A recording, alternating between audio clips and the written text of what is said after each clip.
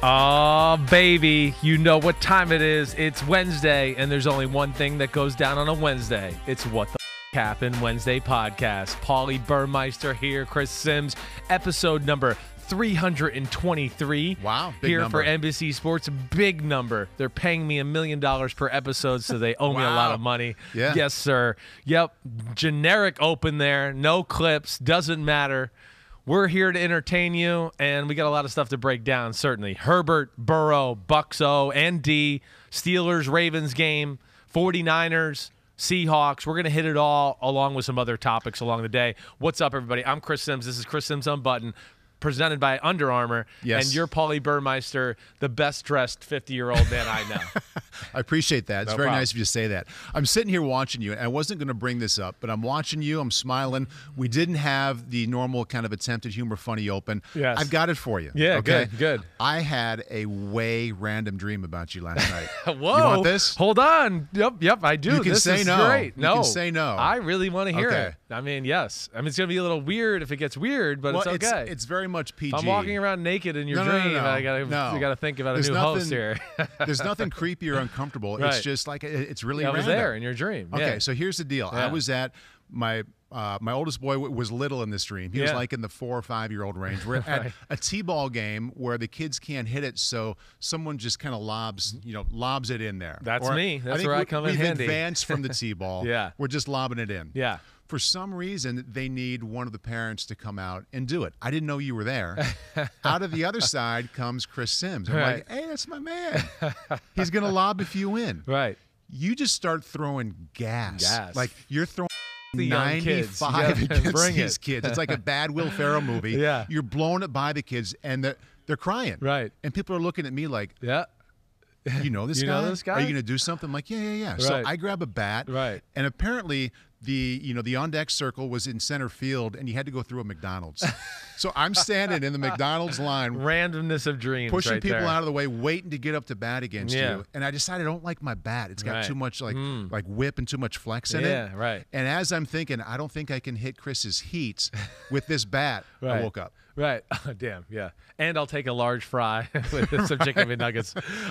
That was so it. crazy What's that random. mean? I don't know. We need a psychologist there for that one. The mound was like 30 feet away. So, I Right. mean, not only were you throwing 90 plus, Yeah, but I like, was nobody right could there. see it because you were so close to the plate. Right. That's amazing. That's amazing. I don't know where that came. You must have been thinking about the podcast and having to work Yeah. with me before you went to Yeah. bed. Yeah. So I was in your brain mixed up with. I mean, the funnier thing is, it's like in the past where your kids were younger too. Yeah. I like that aspect of it. And McDonald's? Dreams, I can't make sense of them sometimes. I have no idea. Now, I was that dad that would, like, a few years ago, the year before COVID, it was pitchers get to pitch. Yeah. But if it got to a certain count, I think if we got to a full count and there was too many balls after that because Yeah. they weren't letting walks, then somebody had to come in and pitch the ball, There and you that's go. where I would do it. Yeah. I didn't Did throw you lob gas. it? I didn't throw gas. I did, and on a few times, some of the kids were so small. Yeah. And I'm standing up there. I was like, man, this is weird. They're not used to seeing a ball come from all the way up here, so I'd get on my knees and throw it that way. I remember too. that stage too. Yeah, Yeah. you got to do it just so Yeah. it's fair. It's like, what? They're not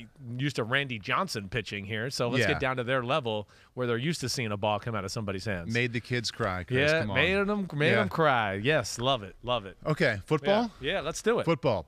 There's some mysteries out there. There some is. teams up, some teams down. They're hard to figure out, even though it's December. No doubt. Chargers. Yeah, they're one of them. One of the poster teams for that. Fun to watch, but Right. you really don't know what you're going to get offensively. So last week at Cincinnati, it was good. Yeah. Really good. They won 41-22.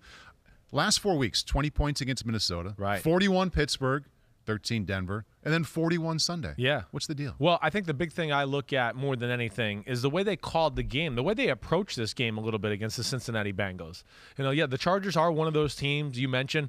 Man, Cincinnati is also, I think, one of those teams that would put in there. I actually have less questions about Cincinnati than the Chargers. I'll say it. I don't mean to be disrespectful. I think if those two teams play each other 10 times, I think the Bengals would probably win 7 of them. Really? At least 6, I'm going to say. But I'm not, like, totally confident in Yeah. that. But just from watching the game live, watching it on film, yeah, did I come away thinking I felt Cincinnati was a little bit better of a team? Certainly, but not so much so to where a few great plays by Justin Herbert and company or some mistakes by Cincinnati can set them up. But I think the big thing for me, especially offensively, is, and we've talked about this in weeks past, lack of a big play, lack of speed down the field. You know, too much 6-yard throws, 8-yard throws, where teams have been able to play aggressive. Now, they got Pittsburgh on a night where, you know, they were undermanned, had a bunch of injuries, and they tore them up. I didn't sit there and go, oh, there's anything special schematically. This game, there was schematical, like, wait, we're going to have an approach in this game to take shots down the field, open up the field a little bit. Cincinnati will give us some one-on-one opportunities down the field. And you got too talented of a quarterback to continue to be throwing the ball 6 yards down the field. You know, So again, true. their meat and potatoes offense is really good. I like it. But even when you have a good meat and potatoes, you got to have some other side dishes to keep people honest, right? And that's where I think I felt like they have dropped the ball a little bit to some of their stale points, where this week, like I said, there's, I would say, 8 to 10 plays where I go, oh, these are game plan just for this week, and it makes their whole offense look better. You know, one, it gets people off their running game a little bit, and then it gets now their 6 and 8 yard passes they like to throw, right? Yeah. New Orleans Saints style. Right. They're more open, and there's a fear factor in the back end from Cincinnati because they gone, whoa, you know, they're attacking us today. We can't just play downhill and aggressive on their normal stuff. I know you have some good plays to Yeah. look at that are really good examples Right. of what the Chargers did at Cincinnati. Before we get there, Yeah. to set it up even more, let's take a look at kind of what you were talking about graphically. Passes 20 yards or downfield or more this season. The first 11 games, only 8% of the total passes, 20 yards or more. Right. Sunday in Cincinnati got up to 20%. You know, what really shocks me is that if you ask me who are the best 5 deep ball throwers in the NFL, I mean, know. Herbert is somewhere on that list. No doubt about right? it. So everybody. I mean, Drew Brees, we talked about it on Sunday Night Football a few weeks ago. Same thing when they got a little bit in one of the games where we were talking like, man, just let it go a little Yeah. bit. You got to attack. But I think that's the thing of the game. Now, of course, hey, Cincinnati messed up some things early on, right? But either way, it doesn't matter. The first 3 touchdowns from the Chargers offense were all set up by a big pass play to get them in position to score the touchdown, or it actually scored the touchdown. So I think I like that aspect of it. Hey, the other thing I think is just to bring up, you know, and again, I think I would like to say this. I don't look at numbers. I send Pete notes. You leave that to us. And I just go, my eye tells me they threw the ball more down the field in this game than any game all year. And then Pete goes, what? You know, he'll come in the room the next morning and actually the numbers back it up. And that's what he tells me. And that makes me feel good. But I think that's a good thing. You know, the Bengals defense, good. It's sound in a lot of ways. But the one thing I'll say about them, a little predictable. A little bit too much zone or too much man? Well, just a little too basic in general. You line up, you kind of know what you're getting. Now, we're breaking the huddle. You can kind of see, oh, it's quarters this play. Oh, it's man this play. You know, I'd like to see a little bit more trickeration and disguises, and then back to our old favorite thing. I'd like to see a little bit more blitz 2, drop 2, a little bit of that. Not that they need a whole lot of it, almost like the vice versa of like what we're talking about with the Chargers. You got a good meat and potatoes. We just need a few side dishes to change things up every now and then so a quarterback can't feel so comfortable, or an offensive coordinator. But either way, I like the Chargers' approach in this one big time. I think the key word for that approach is aggressive from start to finish. I think it's especially in the beginning. So let's get you up here. Early first quarter, Yep. Scoreless, second down 11. Yeah, second down and 11. And, you know, I think we got a first drive of the game, right? They're in a running set. It's 3 receivers, but it's a running set. All right, and you got Herbert underneath center, which I love too. Again, underneath center is some of the best ways to create big plays in the pass game. All right, so there's that aspect. It's a zone coverage, a 3-deep zone, all right? And, of course, it's like a match zone. So it's like to your thing where it's going to look a little bit like man-to-man on the outside with the corners, all right? And it's a simple play. I mean, it's simple. It's going to be, you know, fake the run to the left. Here comes the backside tight end to pull under and block to make it look like more of the run play itself. You know, we see usually typically, right, like the post route with the deep crosser here, right? We see that a lot. Every week teams run that. Well, instead of just doing that, they kind of changed it up and went fake the post, corner route to Mike Williams, and then Keenan Allen ran the crossing route. And they're ready to max protect here as well. They're ready to max protect. I mean, give the guy some time and let him read, let your receivers who are talented work downfield, and this is where you could strike and make explosive plays. So you see he's got pretty good protection. He's got a nice pocket to throw into. And here's the aspect I like about it a lot. And this is, to me, again, you got to have guts to do this a little bit, but this is has real value in the NFL. You see, it's a one-on-one shot. He's not wide open. But, guys like Mike Williams, back to what we've always talked about, 50-50 balls aren't really 50-50 balls with a guy like Mike Williams. Right. They're not. It's more like a 70-30 ball. And you add that on to the fact that the DB's got his back turned as the ball's in the air. You're going to like those chances anytime. Either way, it's a perfect throw, right?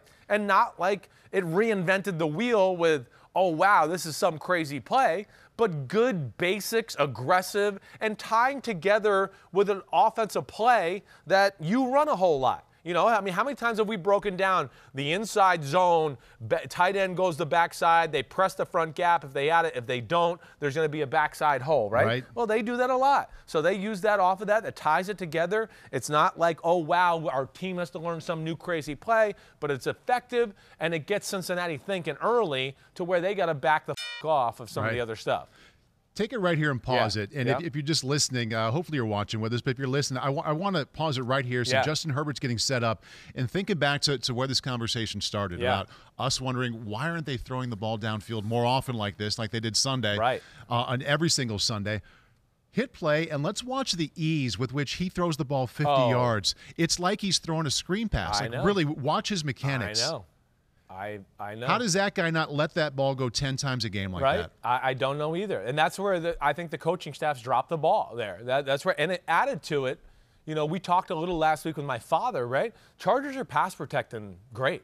They have plenty of talent up front to let these type of plays develop and let him throw the ball down the field. This is more what we saw from him last year. Yeah. I think if they add this element to their offense, they're going to be scary. And yes, you're right. It's as easy as it gets. To me, it's very, I'm going to say Tom Brady-ish. Yeah. That's where Brady doesn't get his credit for his arm all the time, too, because they're so big and long. They can throw the ball 50 yards, and it looks like, to your point, they're throwing a 5-yard pass. Yeah. And less effort, less moving parts, ball on the money. Right on the money. Yeah, great Interesting catch, that you had mentioned Brady, because I think about them in December last year. They didn't do a 180, but they really started to focus on tight formations in the ground game. And do all that. And it worked very well later in the season. Right. Maybe the Chargers, they've had it around a little bit. Now that the games are even more important, maybe they lean on it a little bit more like Tampa Bay did with the run game last year. I hope so, because, again, you got with Guyton, Williams, Keenan Allen, all have a little good size. Line, as you pointed out. Exactly. All have a little speed. Not that they're like game-breaking speed, but, then too, hey, they're all pretty good route runners too. So, hey, let them post corner post, work some double move type aggressive down the field throws. I really like the way they approach the start of this game. All right, Herbert, 47 yards to Mike Williams as we move along here in this game, leads to the second Chargers touchdown. As you mentioned, Williams, if he wasn't scoring the touchdown, he was setting it up pretty well. Setting it up pretty well is right. And here's again another, this is not reinventing the wheel here, but with this play, they know the coverage they got here. It's a little bit like a quarters match type of coverage. It's really quarters. I think 21, Mike Hilton's the only one that's involved in like a man-to-man principle here as far as in the slot against Mike Williams, and I'm going to stand up. Okay, but you got 1, 2, 3, 4. I think they're just letting him match up with Mike Williams. Mike Hilton versus Mike Williams. And, hey, nothing that is special here, okay? First off, they're really trying to work the out route to Keenan Allen, all right? But I think he pulls away, doesn't really necessarily like the way the backer's kind of floating underneath it, right? So he thinks that's a little tight. You can kind of tell. I hope you can tell. But Wilson's kind of floating underneath it. He doesn't want to take that risk. The corner sees this, and he's kind of being aggressive on the hitch route. And there's two things I like about this. Just, again, the aggressive mentality like we're talking about, not a crazy play. But this is the other thing we're seeing. I just feel like Pittsburgh, ever since the Pittsburgh game, the light in his head has gone off to, wait, I'm a really good athlete. Let me run around and move in the pocket a little bit more. I don't need to be always Mr. Big, strong guy. I'm going to just throw in the pocket or throw over people. He's going to get outside the pocket here. I'm all for that. Buys himself a little time. And again, like you see here, now it basically plays like man-to-man down the field, and not like this is the most complicated play ever. I'm not trying to say, oh, wow. But to me, this was not even a part of their offense a lot of the time. It was always, let's be 75% completion percentage. Yeah. Let's always keep our team in a good down and distance. That's cool. But it's hard, like we've talked about, to go into the playoffs, play better defenses, and think you're going to go on a 12-play, 70-play drive every game. At some point, you got to make some explosive plays like the Chiefs or the Bucks or all the other teams we've seen in the Super Bowls over the last few years because they have that element. Yeah, they can do 12-play, 75, but they don't want to do that every drive. You got to make some plays. Take it back to the beginning there, Chris. And this is nitpicking because it was a wonderful throw. It was a great catch. But protection is very good against a four-man rush. Yeah. He leaves the pocket. Yeah. Didn't have to. Does that bother you at all? Yeah, it doesn't bother me because I haven't seen enough of it to go, oh, wait, this is a habit or an issue. Okay. I think here more or less when he looked at Keenan Allen to his right side here on the little slot out route, I think he was honestly still looking at him, trying to kind of create a better angle to where maybe he could still throw it to him. Okay. And then realized, I don't know if it's going to be there. Wait, I got Mike Williams way down there one-on-one. Because, too, what happens is, and again, it's tough to see from some of these angles, all right? But you'll see, it is all on Keenan Allen. He's going to slowly move out here. He's still looking at him. I think he still thinks, wait, this coverage, I should get him. But as we go on here, you're going to see, and I'm going to try to pause it right at the right spot here, the safety has driven on the out route, right? So that's what leads it, I think, to him ultimately going, wait, the hell with it. I'm going to let it go downfield. See, so when Keenan Allen comes out, not only does Wilson float underneath it, this safety starts to drive down, and this safety's pushing over. I think his eyes just naturally took him over there, and that's what got him to it. But I love it. I do. I love it. And, of course, if he got a real man-to-man type of coverage or something like that, that would probably be his first read to look at this play. Of course, yeah. So that's, again, they're attacking at least. And I think that gives them a fighting chance going into the future. His numbers, 26 completions for 317. It's about 12 yards of completion. Yeah. Anytime you're near 10, it's pretty good. You're doing good. If you're over 10, it's one of the ways to interpret that they had an aggressive game plan. Well, and it was well executed. What happened, too, as it went on is like Bengals backed off. So now Austin Eckler's catching the ball out of the backfield on little drop passes. Check down passes, and he's getting 6 and 8 yards per every time he touches the football. Because you've done this, now you've scared them to death to where, underneath completions, you can start to really gash defenses as well. We have one more look here, 44-yard completion. Early second quarter, Chargers starting to separate here up 16-0. Yeah, 16-0, And again, we're not showing all there was another little package of plays I wanted to show, too, that I thought was cool as far as just game planning. And again, just like we're talking about, a few wrinkles to just spicing up the offense a little. Just make the defense think a little. Here, this to me is really cool. Now, again, Herbert's going to get the ball in the shotgun and roll to the right. When people see roll to the right, they're thinking, wait, maybe crosser here. This guy's going to run an out route, something of that nature. Something's going to be coming across the middle. And they're going to play to that effect here with the Bengals and run to the right, Justin. And they're going to make it look like, okay, he's clearing out, and they're doing all this to hit Keenan Allen on an in cut, right? And this guy's going to run his single cut over here. And I can't even remember what he ran. I think he runs a deep out.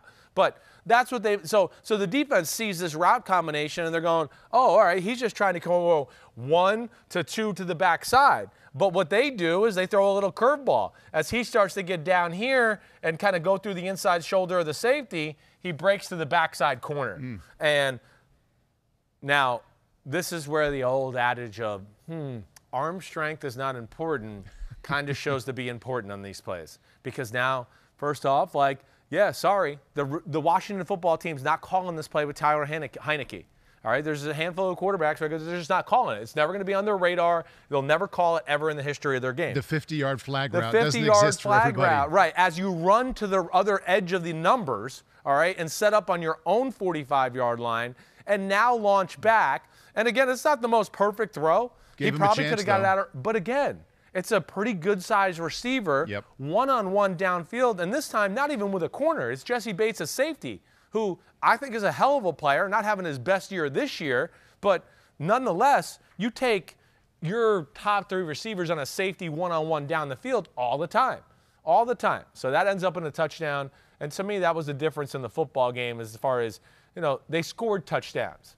It wasn't efficient, we got down there and kicked a field goal or any of that. It was aggressive. We're going to push the envelope, and it put a lot of pressure on the Bengals defense. A couple of things stand out there watching those 3 plays, Chris. Yeah. Number 1, Herbert's a beautiful deep ball thrower. Beautiful. But number 2, and I think even more importantly on this day, looking at those highlights, his receivers really came through for him. They definitely did. In a big way downfield. I'm sure they were excited about the game plan. They probably realized, wait, why aren't we throwing the ball down the field more? Right. So to get those opportunities, and I would be shocked if it doesn't continue. Well, that's it. I want to finish where we started here with this question from the Armchair GM3.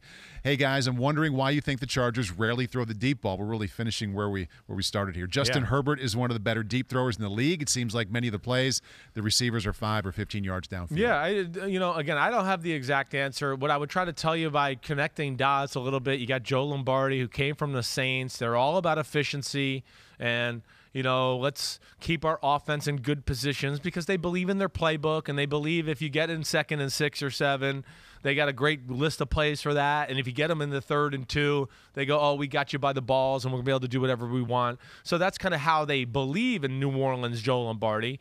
But, to me, again, it goes back to our old thing with like team building or assessing your own team. Are you taking advantage of all your assets you got on your team? Well, one of the greatest assets you got on the team is a quarterback and his ability to throw the ball down the field. And I think they realize this is going to open the field up. They're wasting that part of his talent. And, they have more to offer on the offensive side of the ball. So I'm glad to see them finally make the adjustment, and I think it's going to make them a lot more dangerous going forward. So offensively, they were extremely aggressive throwing the ball downfield. Kind of translated to the defense as well, or seeped over to that side because there was a lot of pressure on Joe Burrow. And whether they were doing it with the blitz or just the front 4, I'm not sure. We can take a look at that. But anytime you add together sacks, they had 6.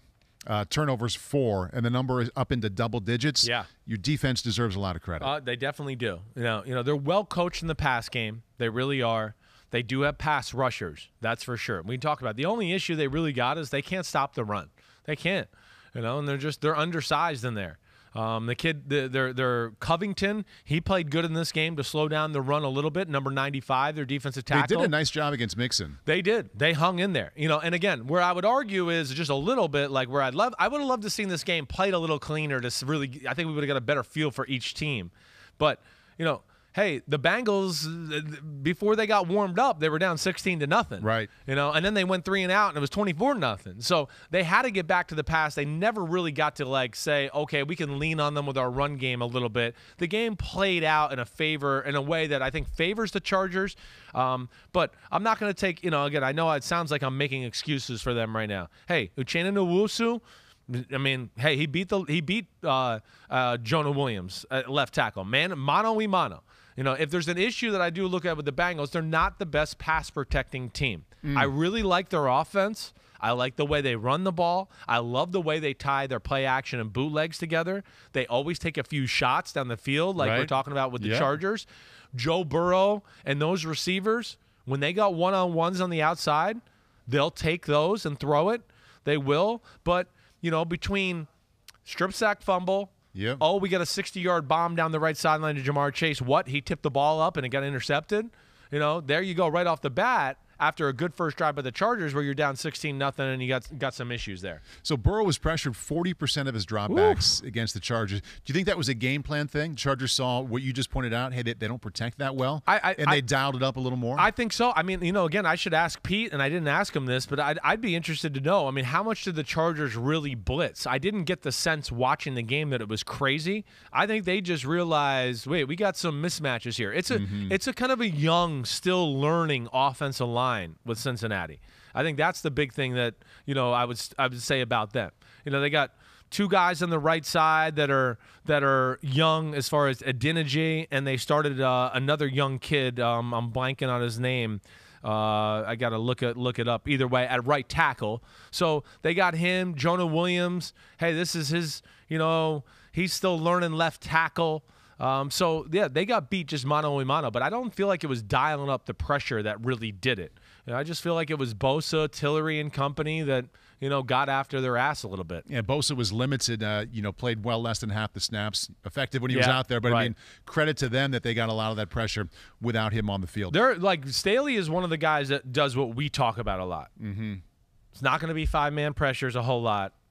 It's going to be the illusion of a blitz. It's a lot of two guys drop out, two guys There came. was no illusion with that Cincinnati defense. No, like you just that's pointed what I'm out talking. beforehand. See, I meant to point that out. Gosh, damn it! See, you're right. But you're right. You kind of come see. back to it. You but said it saw, before that right. not a lot of disguise. They do a lot of the same thing. It's quarterback walks up and it's fairly predictable. Fairly comfortable. Right. There's only 3 plays, small sample size, but all 3. I was keeping an eye on that, and it played out exactly the way they lined up. There's nothing like we've shown with the great defenses there was where you no go, look at confusion up this. front I at don't all. know what the hell this is. Exactly right. Exactly right. Thank you for getting me back on track there. Yes. You got it. But that's something. And the Chargers are not that. The Chargers disguise well. The Chargers play defenses where you go, I'm not sure what the hell the coverage is over here, but they got everybody locked up. And that's where they can be a pain in the ass if they get you into the pass game only type of offense. And when the turnovers and the sacks add up to 10, it's a very good representation of what you just talked about, that the quarterback was probably not only pressured, right, but probably unsure at the snap as well. Yep. Let's peek ahead to both teams coming up. Chargers hosting the Giants, maybe with Jake Fromm. Yep. What do you see there? I can't imagine the Giants being in a position of power in this one.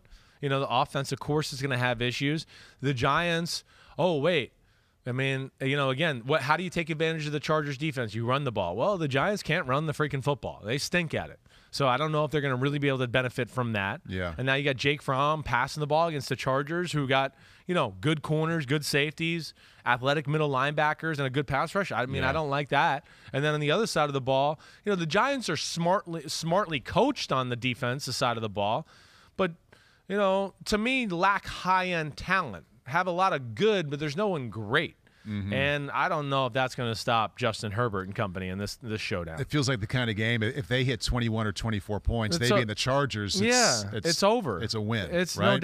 No doubt. I mean, I wouldn't be surprised if the game got away from the Giants in quite a hurry in this one, really. And in one of the better games, and we'll visit this one here in a little bit, but the Bengals and the 49ers, quick peek at that one. Yeah, well, and we'll hit on some of this stuff Intriguing with the 49ers. game. It is an intriguing game. I do think Cincinnati matches up pretty well with the 49ers as far as, hey, the 49ers, we know their defense is good.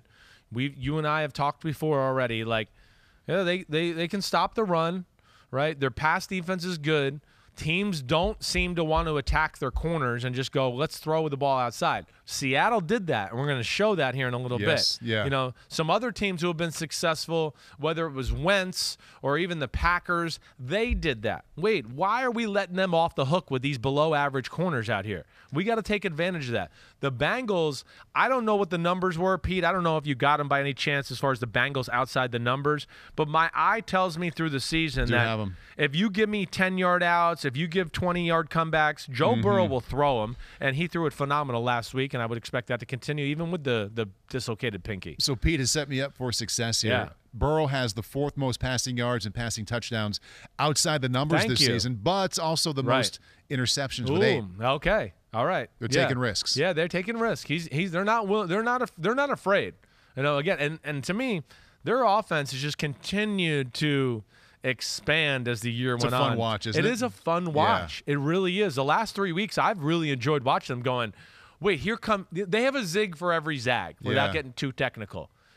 Like we showed the post crosser, right?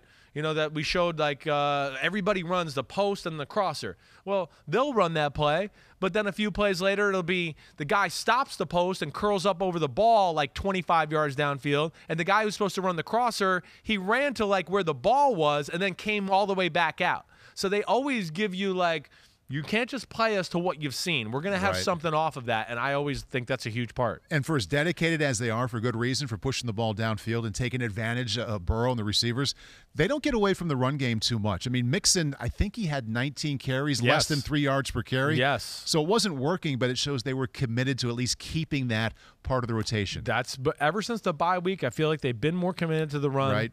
Here's the last thing I'll say, I think, about the Bengals that I just would like to see change a little bit because, you know, the Chargers with some of their blitz zone change and their pass rush and all that, and we talked about the Bengals, they're not the best pass protecting offensive line.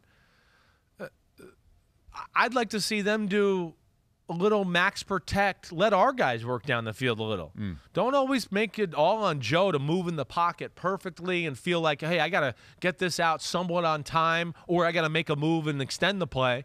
You know, he gets hit a little too much for me still.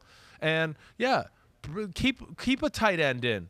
Let Chase and Higgins and Boyd work downfield a little bit and do that. I'd love to see that aspect. That's the only little thing I'll say that's a little bit of a I don't get why they don't do that more. But other than that, man, the Bengals offense is really good. And, hey, both these teams, you know, they're not out of it by any stretch of the Not at all. imagination. And I still think the Bengals are going to be a playoff football team when all said and done. So that's a good game coming up this weekend. Cincinnati, San Francisco.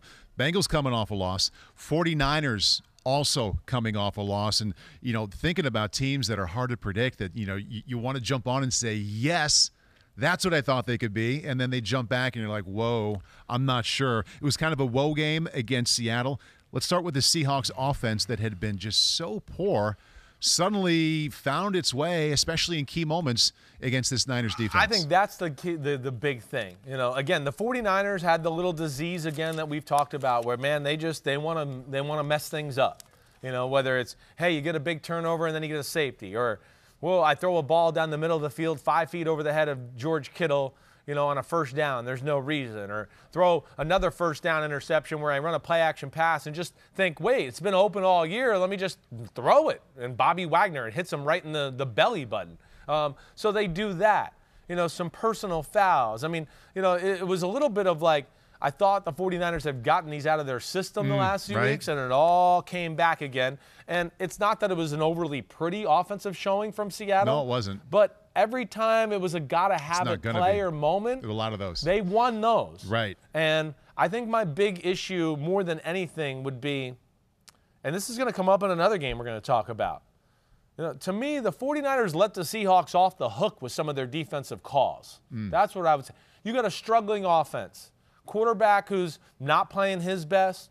The offense itself has shown not the scheme to be able to get people open, right? To me, if I get in that type of game and I'm the head coach or anybody in charge of telling anybody like, ooh, like, I would go, okay, let's play good sound defense and make them prove to us they can execute and do offense. Right. Let's limit our times where we play one-on-one and let them off the hook and now just make it about their player versus our player. And Seattle's not scared to do that. They don't do it enough, in my opinion. And this game, they got back to it a little bit and took advantage of the below-average corners we talk about in San Francisco. One of the ways to point out, I mean, what an aberration it was for Seattle to have that kind of success. They cleared 300 yards of total offense for the first time since week 6. I mean, this isn't 25 years ago where 300 yards is great. I mean, that's kind of a base floor. Well, and like to that point, like 300, yeah, you're right. 300 yards of offense in 2021 is jack diddly shit. I don't know if you average 300, Pete, what's that get you right now? Yeah, I'll tell you where you are. I mean, if you're averaging 300 a game, you are 30th in football, there you go. 29th in football. Like whoop-de-doo. And let me just throw in even more to that. 75 of those are on a fake punt that ran for a touchdown. That goes in the offensive stat book. Wow. Right. So it still ain't nothing special, but the 49ers continually gave them the ball in good field position. And, you know, they put a few ugly drives together, but even on some of the ugly drives, there's 2 roughing the passer penalties and, you know, just some stupid crap by the 49ers, who I think were still clearly the better team, but no Deebo Samuel, no Fred Warner, and messing up of situational football, yeah, that's how you can lose a game on the road. Two hugely important names there on both sides there for Hugely the 49ers. Important. Let's look at a couple examples here of the Seattle offense. If you want to focus on Seattle doing well or more on the Niners defense, have your pick here. But the first play here is Wilson, 33 yards to Metcalf. Second quarter, a little over 6 minutes left, and Seahawks down 17-7. Third and 14, you got a pretty good pass rush in San Francisco. You got a good pass rush. Third and 14, any team should expect to win defensively 80% of the time? Probably higher than Maybe that. even higher. You're right. It'd probably be 87, 88% of the time, Yeah. I would think. And then against an offense that you just said hasn't had 300 yards since week 6, Russell Wilson's been all over the place throwing the football. Yes. It's affecting his decision-making. I mean, to me, why are we playing this aggressive man-to-man defense on 3rd and 14? I mean, are we just – is it playing it just to not let them get a field goal and not get them a cheap 5 yards? They're on the plus 37. I mean, that's the only logic I can even come with. But, you know, at the end of the day, I don't know. I mean, I'm not going to put my rookie corner on the freakiest guy in football, bump and run on 3rd and 14. I mean, Russell Wilson probably saw this and he was like, oh my gosh, I can't believe this. Oh my gosh, I can't believe this. I'm in the shotgun and they're playing bump and I don't really have to rely on my Shane Waldron offense or anything. I'm just going to be able to throw to a guy and I'm one of the best deep ball throwers of the last 10 years in football. Right. And that's what I don't understand. What are the safeties doing? Because can't see him here in the shot. shot. No, it's totally single safety man coverage here. All right, so it's let me just make sure I got this right. All right. So you safeties, okay, it's man-to-man across the board. It's him here. It's him here. It's him here, him here, him here, right? There's 2 safeties back here. You know, one's going to go down. The other one's going to go deep. Again, the robber, the rat coverage, whatever. They're obviously thinking something's going to come across the middle of the field. But either way, they're rolling the dice with big DK Metcalf right here, one-on-one with a rookie corner, all right, from Oregon. And as you see there, boom, there's your robber safety in the middle of the field. And as we just keep rolling the tape, there's the deep safety and Jimmy Ward, who are stuck in the middle. They're not going to get there in time for this. They're not. And Russell Wilson, he does a good job of keeping his eyes down the field before he throws over there. He did a great job of looking left. So where you can't get there, right? He knows he's going there the whole time. Watch Russell's eyes. He looks a little left, right? And he's just trying to keep that safety in the middle of the field so he can make this throw right there. It's not bad coverage. Again, I'm not really mad at the player. But on 3rd and long, when a defense plays an aggressive man with a tight corner, the quarterback, whether he's young or old, is thinking, oh, I've got a chance here. Whereas if it's some kind of confusing zone, you're thinking, okay, I'm just going to dump it off and play for the field goal. But a man gives the quarterback a chance to think, maybe we'll get this 3rd and 14. Yeah, definitely. I don't get it. It takes the thinking away. It takes the pressure off the offensive coordinator. You know, for a struggling offense, to me, this is like you're saying, hey, like, get some confidence, guys. Yeah. And I'm sure Russell loved this. Yeah. And again, as the game goes on, I mean, almost all the big pass plays have this in common. Almost all of them. And his body language, if you know from watching the last 10 years, what you just said, the line of scrimmage is probably like, oh, wow, this is awesome. His conviction with every part of this play is so strong. Look to the left, just came back firing, almost like barely even had a look. Goes, I know where I'm going, let me let it loose. It's like, I'm down 0-2 in the count. You're going to throw me a fastball down the middle? No doubt about it. Okay. That's exactly what it is. Thanks. That's exactly what it is. I will take that. Okay. Yeah. 3rd quarter now, late in the 3rd quarter, another 3rd down, more manageable, 3rd down and 6. This will be a 12-yard touchdown to Lockett. Yeah, I mean, again, same thing, 3rd and 6. You know, to me, I'm just playing like, let's just keep them to a field goal. You know, the same thing. I mean, the Hawks can't run. They don't protect well. You know, I wrote, you know, they're almost like the Steelers. They just want to get one-on-one and play shots. That's how they want to play, like Big Ben. You know, and then it's, of all games, you've heard me this year, like, yeah, the 49ers play a lot of zone and cover 4 and they're Seattle 3 and all that, where I go, oh, I wish they would play a little bit more man-to-man at times. This was the game we decided to do it. I would have gone, no, just stick with what you've always done this game. Don't change it now, not against this team. And it's, again, this is nothing special. It's nothing special at all. But it's the same coverage, all right? It's the same coverage here. It's the same thing we saw. He's coming down to the middle to look for somebody in the middle. They got a safety back here, and you got your 3 one-on-ones. And I believe the mugging linebacker is just watching Travis Homer out in the backfield. You know, he's just there to eat some space so the center can't go. All right? And I might even be wrong. Maybe Hufanga here is actually down here to cover him if he does get out. I could be wrong. It could be wrong. It could be that. It could be that or Robert. I'm not really sure. Either way, there you go. Pretty. Wow. Beautiful throw. Yeah. Not horrible coverage. Look at the move Lockett puts on Josh Norman at the line of scrimmage. I mean, to me, again, this would be if I was talking to the 49ers, I go, man, the only way you're going to lose this game is if you give Russell Wilson, Tyler Lockett, and Metcalf one-on-one opportunities. And like I said, almost every big pass play in the game came against man-to-man coverage. Boom, touchdown, gives them 30 points, and it's game over. I mean, it's game over because the 49ers can't score again after this and don't even get close until that last drive of the game where the batted pass on 4th down. He's not what he was or where he wants to be, but those are a couple of really key, not perfect, but strong, deeper type throws for Russell Wilson in big moments. No doubt about it. They really were. I mean, he definitely threw the ball better, okay? There's no doubt about that. And I think I am wrong. It is Hufanga's down there to cover the back out of the backfield. And if the back doesn't do anything, then he gets to play rat in the middle of the field there.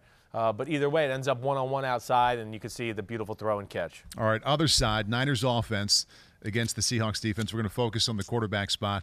Taking us down this lane is Corey Joskowitz. He says, I think the 49ers will have a tough time advancing with a loss like that. Do you start playing Trey Lance? No. First of all, they're right. 6-6. I mean, there's a million teams within one game of 500, one way or the other. Right.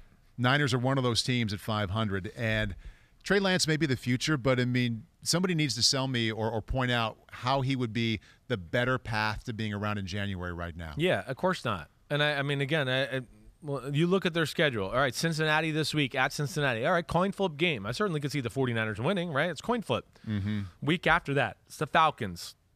Okay, then you got the Titans. Be a tough football game. But, I mean, they can match up with the Titans and beat them. You know, Houston, right, the week after that. So right now we got 2 more wins, and even if we're not nice, we go 2 more losses, and we're 8-8.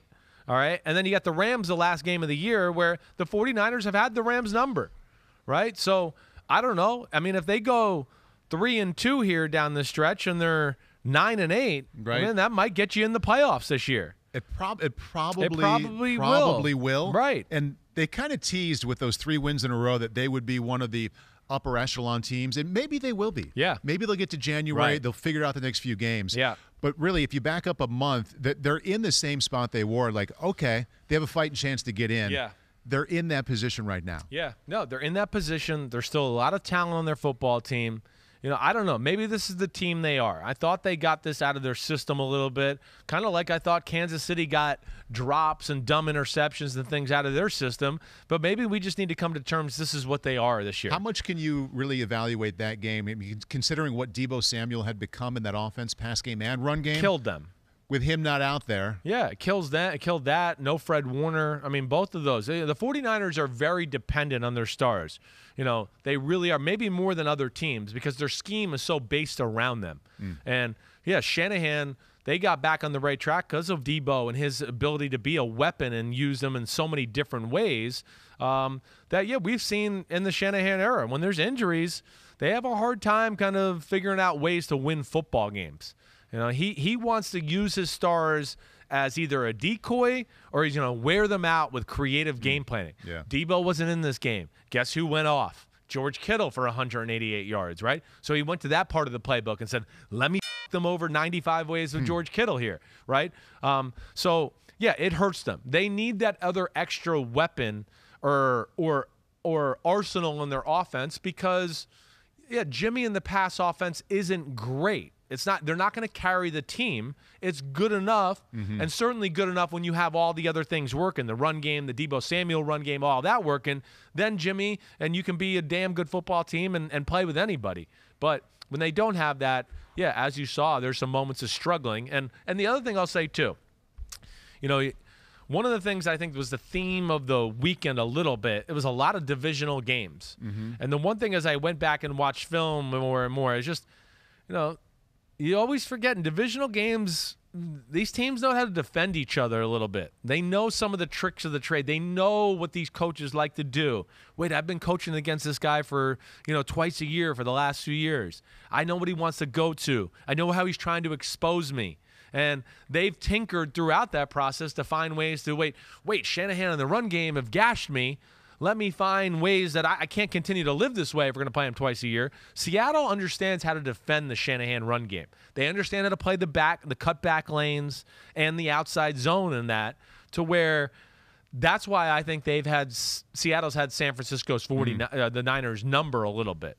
And the fact that they can take away some of the go-to runs Shanahan usually delivers in most weeks, they take that away and they go, we're going to make something else beat us. Yeah. And that's where it always gets interesting, and why we see, I think, again, what is the Seahawks won 4 times in a row now against the 49ers? Is that what it is? I think it's 4 in a row, or 5 out of the last 6. It's something like something that. on their side. And it's because they have an understanding of that run game. Unfortunate news coming out. I want to touch on this before we move on about the Seahawks defense.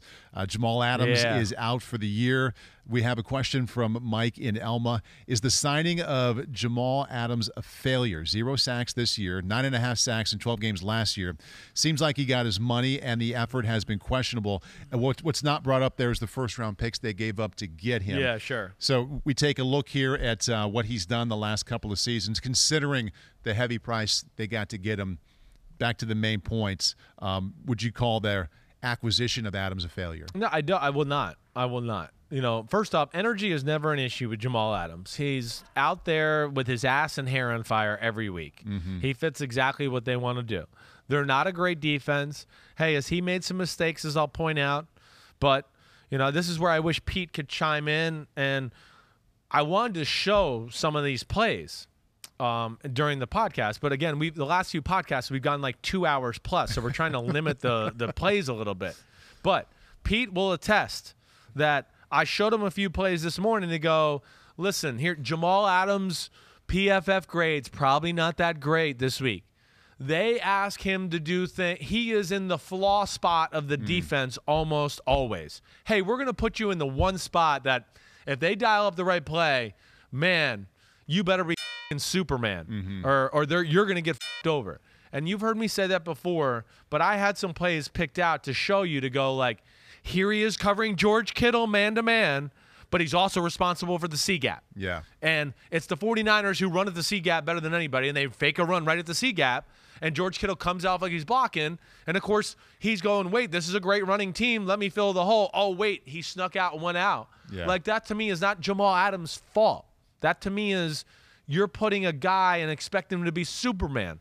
He's still one of the most physically gifted safeties in football, but it does stink about his shoulder, and it's the second year in a row that he's dealing with this, and that makes me worry about a guy who, is a car crash safety hitter. Yeah, I think just as a fan, whatever you think about the Seahawks or the Jets or that deal, he's fun to watch. The game's fun to watch when he's out there. Yes, no doubt. I think fans will miss watching him out there. Pete, what would you say in my ear there? You said... Right. PFF gave him the worst coverage grade. I showed Pete 2 plays where I'd go, what is he supposed to do? There was at least 2 plays where I'd go, what do they expect him to do? Yeah. He's not God or Superman or Bruce Banner. He's Jamal Adams. He's an awesome safety. But what they've asked him to do at times puts him in a position of, like, either he makes the most miraculous play ever, or he's going to be on a highlight for getting beat by 20 yards. You describe Marlon Humphrey kind of the same way. Exactly. I know it's right. a corner against a safety, but he's the guy that, hey, it's going to be a really difficult, tough time today. Good luck. Yes, exactly right. We're going to do all these things because you're so great, and we're going to put you in a really tough spot. And, man, you're going to lose your battles that way. It's absurd to think not. Let's back up to the 49ers here. Our friends at PointsBet helping us out. San Francisco at Cincinnati. We already talked about this game. The line is -1 there. Yeah, okay. So Bengals favored by 1. Bengals by 1. Yeah, I know. That's why I said it's a coin flip game, this one to me. That's right, you did. It really is. It's a close one. Over under 48.5 points. Over under 48.5 points. So I could see this game being like a 27-21 27, 24, easily, right around that range. Right. I mean, I wouldn't mess with the over-under. You know, you got to go with what you think's going to win this football game. Hey, as much as I like the balance of the Bengals, they can run the ball a little. They'll throw the ball outside on one-on-one coverage. But then I also go, they're not the best pass-protecting team like we talked about. You know, they're a little young there. Riley Reef, I think he's still going to be hurt this week, right, Pete? I think. So and the 49ers can rush the passer. So for every, positive I look at one team, I go, well, there's a negative also here. And that's where I think it's going to be a fun game at 4:25 on Sunday afternoon. You mentioned a lot of the games were divisional games last weekend. AFC North, Ravens, Steelers rarely disappoints. Always a fun watch. We're going to focus first on the Steelers offense. Pittsburgh winning 20-19 in dramatic fashion. Steelers' first 3 quarters, the offense, kind of a lot of, Fourth quarter, much, much better. Yeah. We'll line it up here and see what Pittsburgh did there in the fourth quarter. I know Ben Roethlisberger was 9 out of 10. Kind of came alive and looked a lot better as the game went on. There we go. First 3 quarters, not so much, only 3 points. Fourth quarter alone, they had 17 points. They had more total yards in the last quarter than they did in quarters 1, 2, and 3. And total yards allowed, looking at the other side, the defense was also much better. But offensively, Ben Roethlisberger, I know he's not nearly what he was, but in that fourth quarter, pretty damn good. Pretty damn good, definitely. It's hard to argue it. I mean, it is. I mean, he played good. Now, what I would get into is a little bit what we just talked about with the 49ers and the Seahawks. Yeah. You got a struggling offense. Anybody who's been listening to my podcast this year, you've heard it. I mean, Big Ben and that offense, they can only make plays when it's man-to-man coverage, and it's Claypool or Deontay Johnson one-on-one. It's the only time. The offense never delivers. You can't trust Big Ben to read things out and make the proper read, and sit in the pocket and do all of that. So, the offense not great, Big Ben not playing great, not reading coverage is great. Why would you just take that away and go, let me just make it a one-on-one game? Right. And that's what bothered me about the Ravens in the fourth quarter. Same with the 49ers. We have to be so aggressive here. What? Why? And that's, to me, where the Ravens dropped the ball. As awesome as I think Wink Martindale, the defensive coordinator, is, that would be just my critique of, went for the jugular a few times where I want to go, why? You don't need to go for the jugular. Another cut on the leg here is going to hurt this guy a lot, and they're in trouble. We don't need to cut the neck off and the head off right here. Ravens blitzed 40% of the time, and it used to be way back when I was playing blitz man. Of course you're playing man, but you can blitz now and still be kind of conservative and confusing on the back end too. Definitely. You don't 100%. Have to play man. No, you don't have to play man. A lot of the best teams are playing blitz and some creative zone coverages behind it. That's when they're at their best. Yes, you have to. Oh wait, the quarterback's going, wait, what the hell is this coverage? I'm not sure what I'm reading. Oh wait, I forgot they blitz. Oh, I got hit.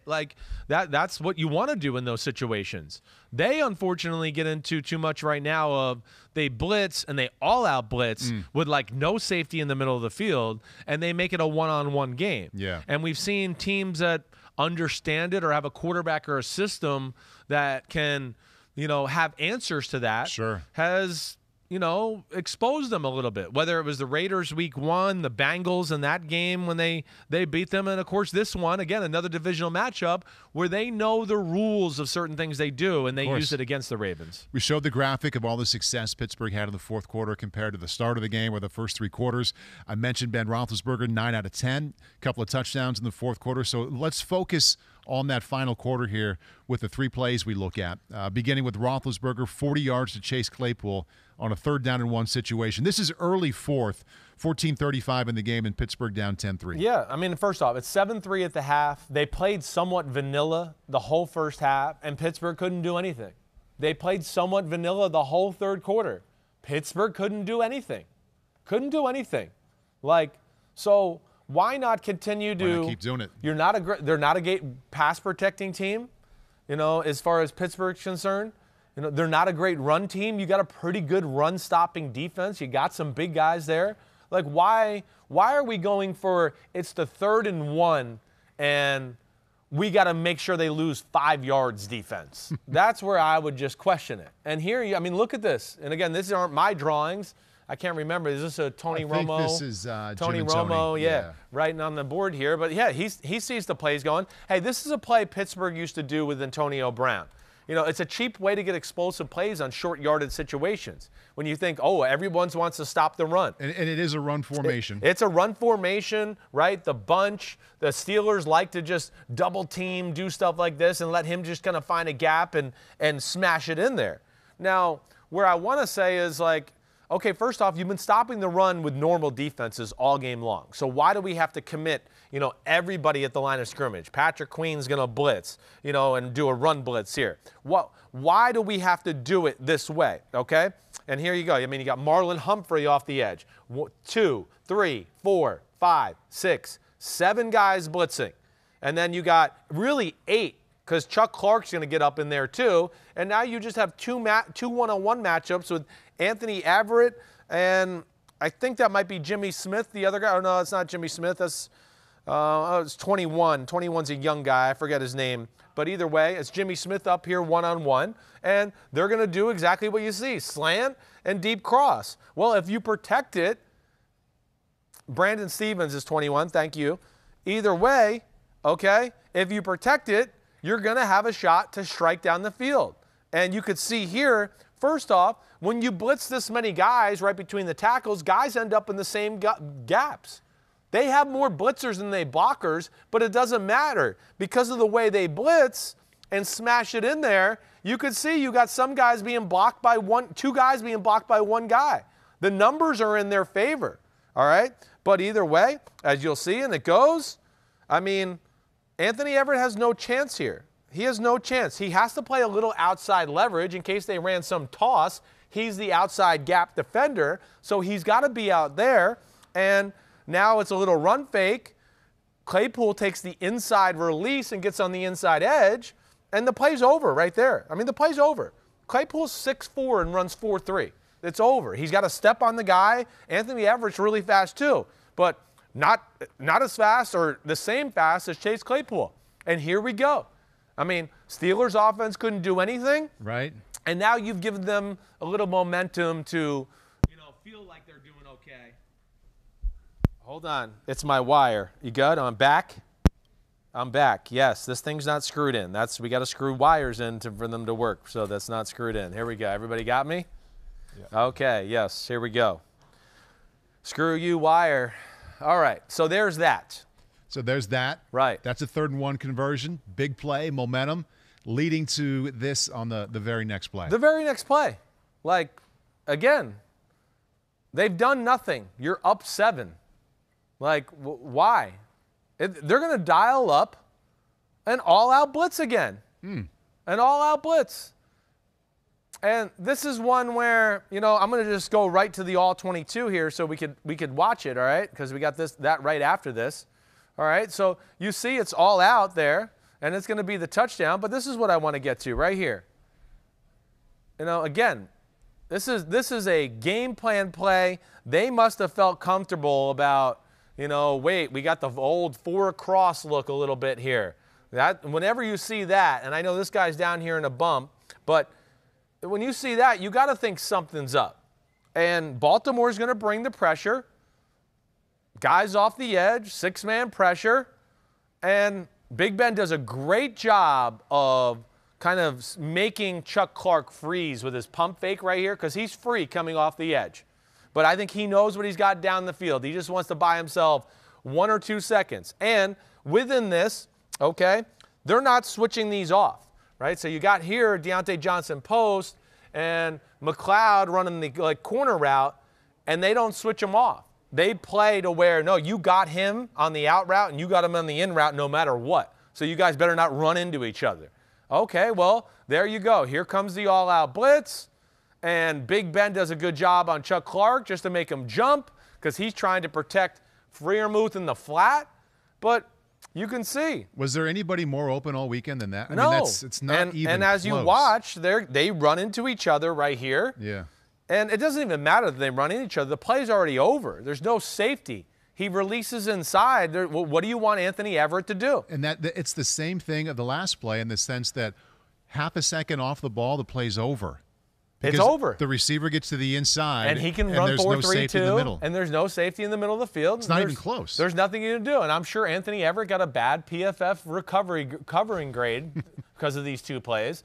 And I want to go, Deion Sanders would have got beat on these two plays. This is not fair. Right. It's not fair, and to me, just not the smartest of moments by the Baltimore defense there. To me, you're letting a below-average offense off the hook by doing that stuff. So what if they kick the field goal? Right. Right. They got You're to up. keep making them kick field goals. Okay, so now late fourth quarter, 152 left. Pittsburgh down 13-12, and they're inside the Ravens 10. They're inside the Ravens 10, and I'll just say, too, there's 2 or 3 plays that were also man-to-man that led to this and led to the field goal drive before this to let them go up or make it 13-12.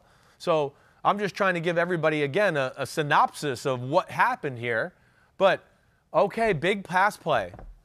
Baltimore, okay, they're on the 5-yard line. Who cares? Concede I don't understand the aggressive, what's the aggressive all-out play going to really do for them?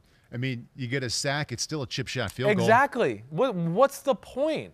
To me, the risk is not worth the reward. Yeah. Right? Like my wife says to me, to what end? To what end? What? Oh, well, you made them kick a 7-yard more deeper field goal. Yeah. Oh, it went from 22 to 28 yards. Yeah. Oh, no.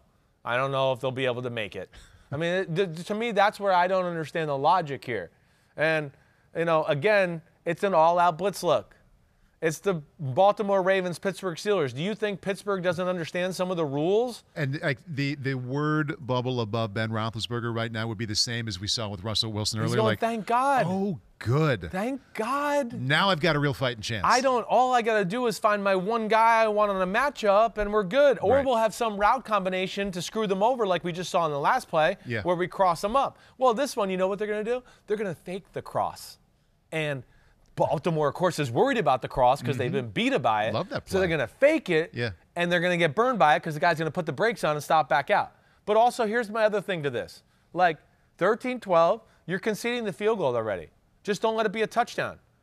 Now, okay, great, it's 15-13. All Lamar has to do is drive the ball 40 yards for the greatest field goal kicker in the history of football to get him in range, and you're going to win the game. Right. But instead, they change it to where we need a touchdown to tie the game, 2-point conversion to win it. That, to me, not only am I, again, I really respect the Ravens, so I don't want to ever, I'm not trying to disrespect their coaches. I'm not.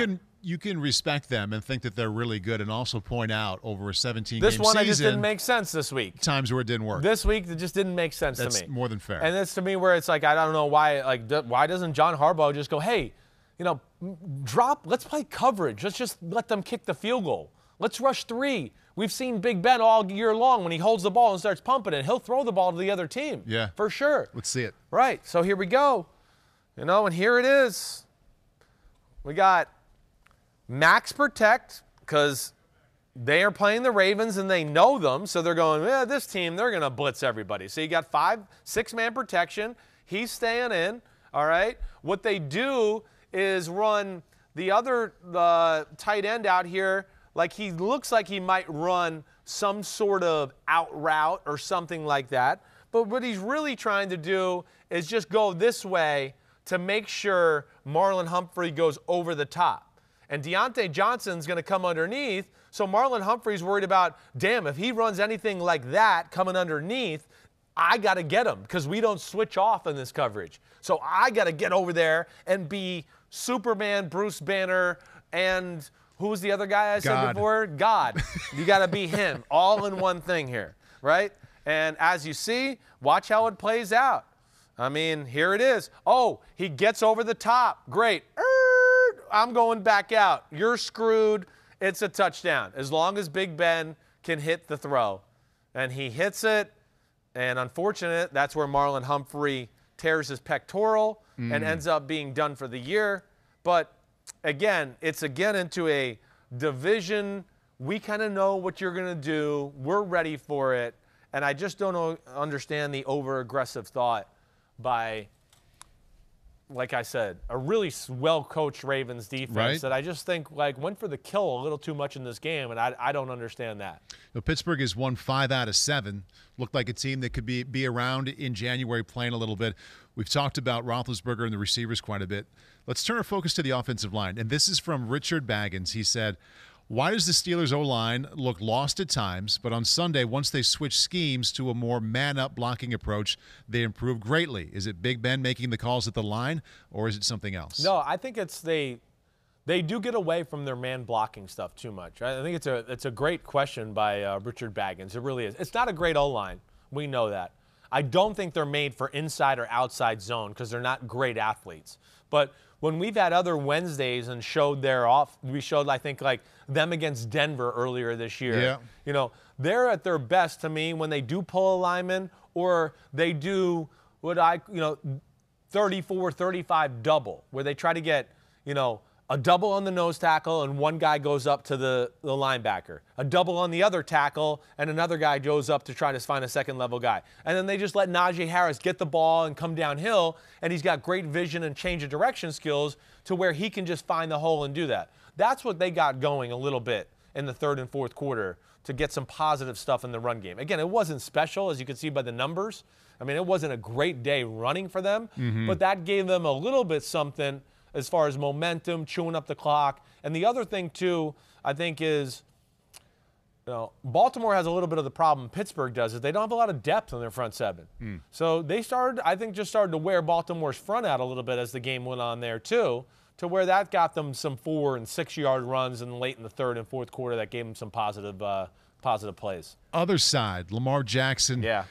Struggled, by his own standards. Yeah. It wasn't what he expected. Why did he struggle, particularly against the blitz? Why do you think Baltimore had issues dealing with the blitz at Pittsburgh? You can see in the dropbacks, no blitz 28 times, against the blitz 19 times, and just seemed to have an issue with the pressure.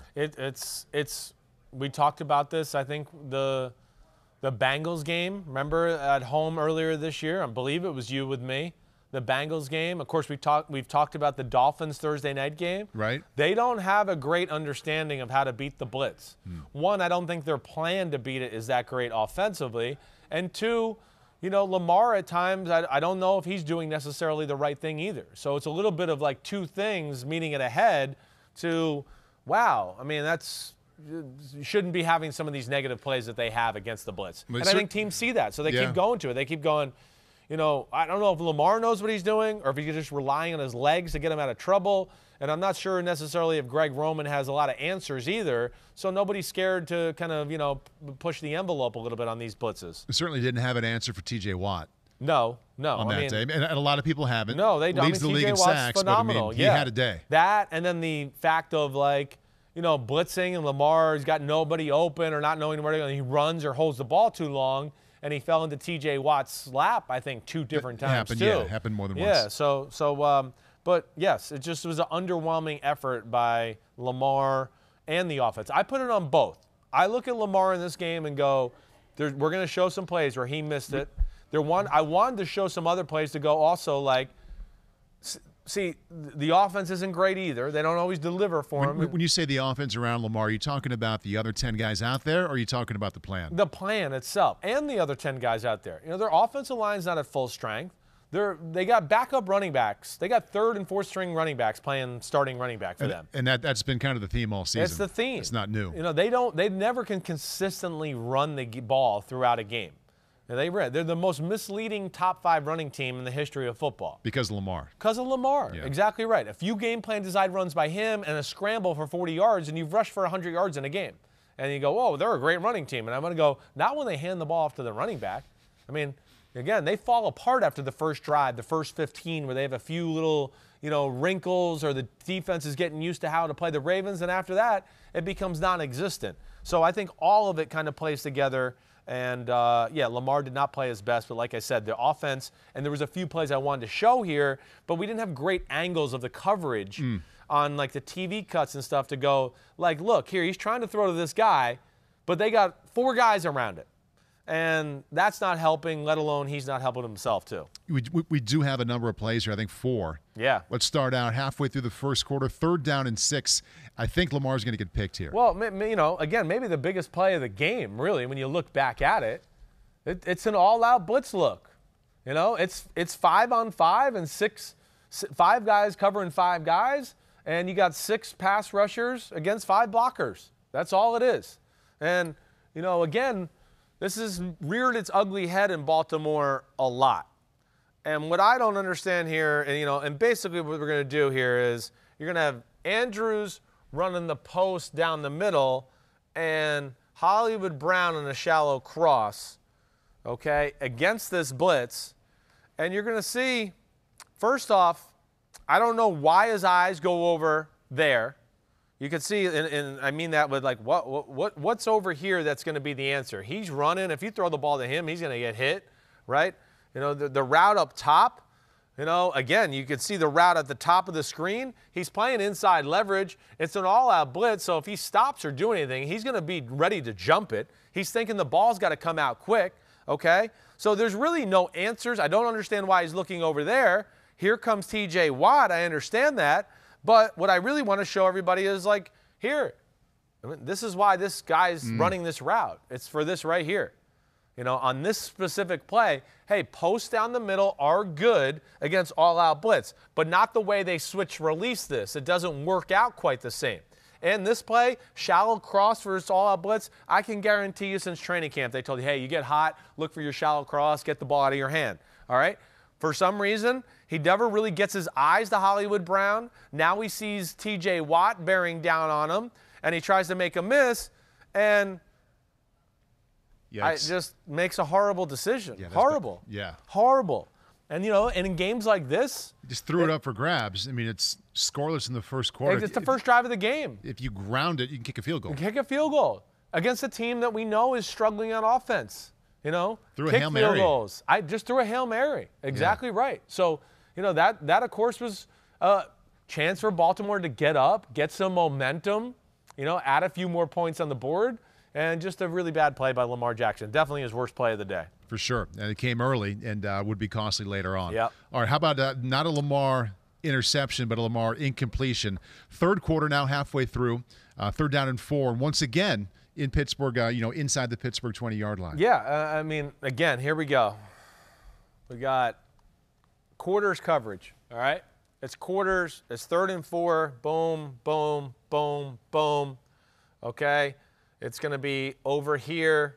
All right, let me just make sure. I want to make sure they don't. All right, so it's quarters, and it's quarters carry. All right, sorry. So he's going to carry him up the seam. This guy is going to carry the receiver up the seam. But ultimately, what this play is the exact call for this defense. It's exactly what you wanted. So with all that I just talked about, hitch, go, clear that guy out. None of these guys can get in the way. You're going to create a one-on-one with Devin Bush and your number one passing target in Mark Andrews. They're going to run a jerk route. This is what you want. This is why you call the play, all right? And here you go. Here we are now. See? So you got a good feel for everything we got, right? It's quarters across the board.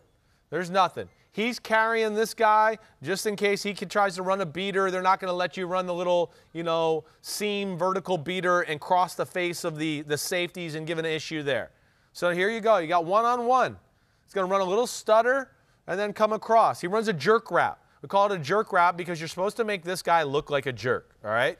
And it's because you can do sit down and curl up. You can fake that way and break back out. You can fake out and go back across. He gives a little stutter. And he's open. Again, this is the NFL. That's open. It's a first down. Throw it on him. Didn't even look at him, though. Thank you. Yeah. That's exactly what I don't understand.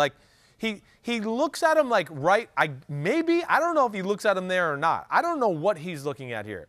It almost looks like he was looking at this guy thinking, I might get that down the middle of the field. If he really was looking at Andrews, he would have liked what he saw. Right? Yes, right. I don't know why. You're exactly right. So there he is. Eyes here, never gives him a chance, all right? And boom.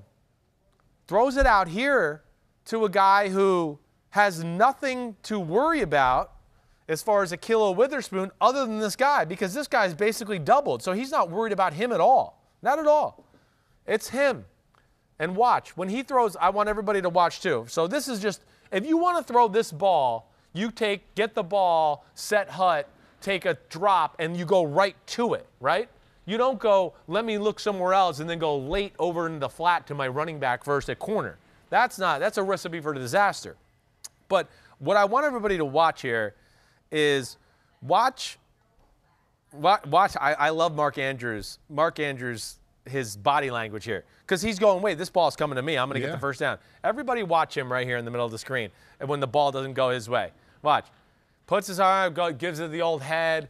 I wish you could continue to see it on coach's film, and if you put me back on camera, I mean, the ball goes incomplete. He turns around, and he's like, this is why they pay me. This is why I'm one of the highest paid tight ends in football. It's right me here. On Devin Bush. I did my job. I did his job. I got open. And, again, leaves an opportunity for them to get the first down, maybe score a touchdown, and put a not good Pittsburgh offense in an uncomfortable position. Let's go later, third quarter, 1 minute left. It's now Ravens up 10-3. This is 3rd down and 10. 3rd down and 10, all right? It's a little bit similar to what we talk about on the first play, all right? It's all out. Once again, all out. Again, and what we've learned from all out the last few weeks, right? When you start to see this look as a quarterback right there, the old picket fence, you know, like, wait, something's up. Something's up. And, of course, you see, here's the other 7 guys at the line of scrimmage. All coming. They're all coming. And, you know, sometimes when you do these 7 guys, like we talked about before, guys end up in the same gap to where even though there's only 6 blockers, they kind of eat each other up. And you'll see here, he's got great pass protection. He's got great pass protection. And within that, this is how they're covering this. This is what it's also it's a good disguise, but you should know this as a quarterback what this means right here. But what they're really doing here, let me just make sure I got it right. It's man there, Minka's man here on Mark Andrews, and Edmonds is actually covering this guy. All right? Yes. So there's a little knowledge of them obviously going, wait, I think they're going to come across the field. All right, 1. He's 20 yards away from him. He's 20 yards away. But his eyes, if you can see them, they're right over there. And it's hard to really see on this cut again, but you can see he's going over there. All right? Did you see him in the corner of your eye? Right? He's going over there, and he's going to end up going down on a little bit or over towards him to cut him off in the shallow cross. Now, there's 2 things here. One, like, why are we leaving the pocket? That's the first thing I want to say. Pocket's good. Like, you want to fade away a little bit or do something like that? Sure. But why run out to the right? And the other thing is, like, he has inside leverage on Minkah Fitzpatrick. With this safety who comes down, and, you know, you just got to trust me or go watch coach's film on NFL Game Pass. Trust me, he's here. He's going to break across Minkah's face on the post route, and if he just fades away like we talked about or just stays on his back foot, you could just throw the ball up, and you're going to get a big play. And instead, he leaves the pocket too early.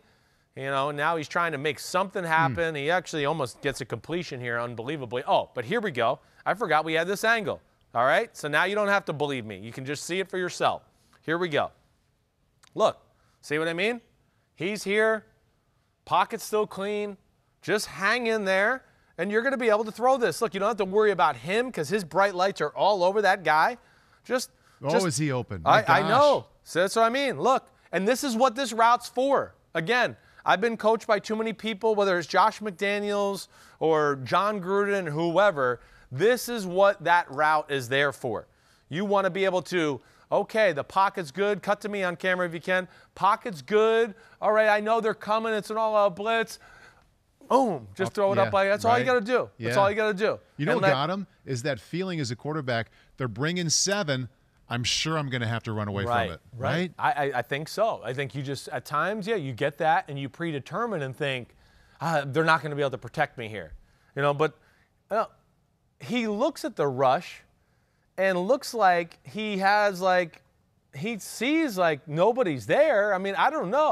I'm surprised he left so early. But you're right. He is so open. He being Andrews, you could back up and flick it 50 yards and just get it out there. And Exactly you can run under. right. It doesn't have to be a perfect pass. Yes. It just has to be thrown. That's right. It's like Derek Carr did it to the Ravens week 1, I think 2 different times. Yep. It's the same type of thing. Yeah, on this field. Yeah, it was it was at home in Vegas. But Derek Carr He did it threw a in deep Pittsburgh. post against the Steelers Yeah. too. You're right, but it wasn't against All Out. Okay. You're right. But we talked about that play. Yeah. Good memory by you for a 50-year-old. But yeah, but this to me, they're going to continue to see this because they just seem to screw it up every week. Especially if that's the response. Exactly right. Yeah. People are going to go, wait, I don't know about their answers, and I don't know if Lamar really recognizes what's going on. And I think we have the final play of the game, the 2-point conversion. It's 20-19. Yeah, there it is. 20-19. It was a great call. Almost Great call. went the Ravens' way. Great call. Great call. And to add to it, hey, of course TJ Watt makes things ugly and tough here, right? It's going to be 1, 2, 3, 4, 5, 6 coming, all right? It's man, man, man, man.